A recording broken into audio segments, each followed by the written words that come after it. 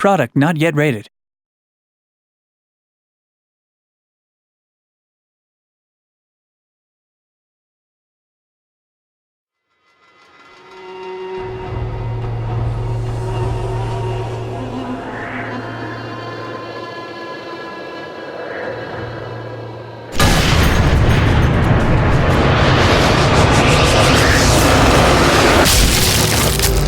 The Killcam is a key part of Sniper Elite. We introduced it in the first game as a way to track the bullet in slow motion from the player's gun all the way to their target.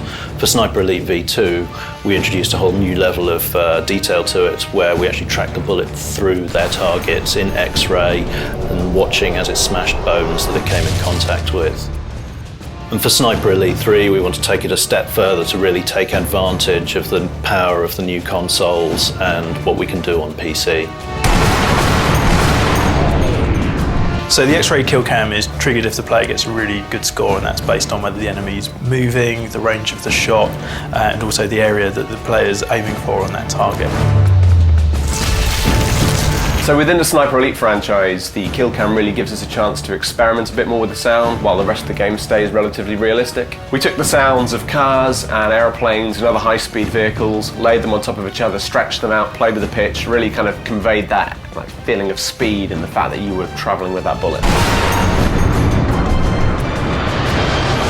The Killcam is kind of like, think of it as layers of an onion, and you're peeling those away, and the X-ray is all about the bullet travelling through. On V2 there were 3 layers. There was the outer skin of the character, there were the bones, and then there was the actual organs inside that. Well, we've added an extra 2 layers to that now. There's a full muscle tissue layer and also a circulatory system, and the layers that were there have been comprehensively reworked. So there's a difference with when the bullet hits the bone over the Killcams we had in V2. There we had sort of predefined areas where the bone could snap because we had to set it up all beforehand.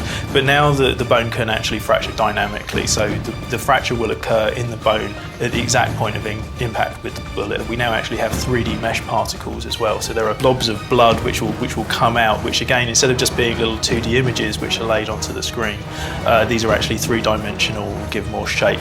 So the whole thing sort of just comes together to give you a greater sense of the bone shattering in a more realistic manner.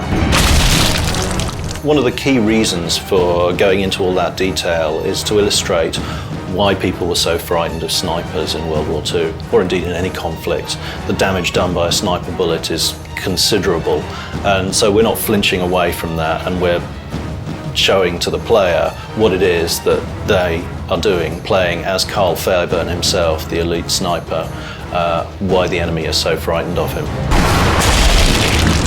So obviously the money shot of the Killcam is that final bullet impact, and we really wanted to get across the kind of breaking of bones and the splitting of organs and that tearing of muscle and sinew. So we took a little trip down to local grocers and bought all manners of fruit and veg and spent a few days snapping them and twisting them, breaking them, squishing them between our hands to get the squelchy and cracky noises that we needed for all of the bones and organs.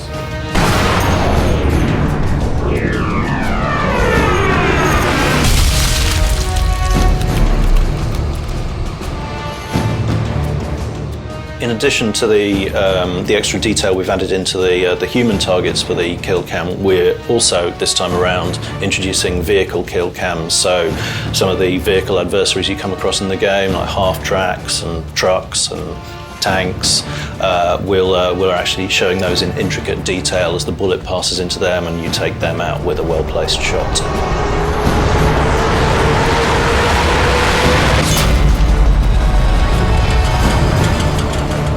We're really pleased with the way everything's coming together, and we're looking forward to showing you more of what we've been talking about in the run-up to the release of the game.